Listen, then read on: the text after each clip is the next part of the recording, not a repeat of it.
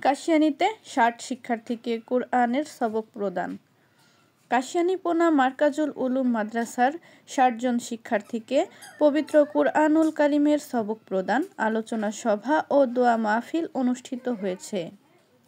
বৃহস্পতিবার ১৩ ফেব্রুয়ারি মাদ্রাসা প্রাঙ্গণে সকাল ১০:৩০টায় উৎসবমুখর পরিবেশে পবিত্র কোরআন থেকে তেলাওয়াতের মধ্য দিয়ে এ অনুষ্ঠানের আনুষ্ঠানিকতা শুরু হয়।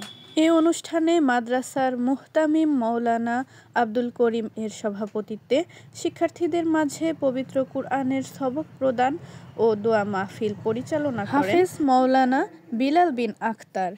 এ সময় মাওলানা মামুন মুস্তফার সঞ্চালনায় প্রধান অতিথির বক্তব্য রাখেন বিশিষ্ট সমাজসেবক এমডি নিজামুল ইসলাম।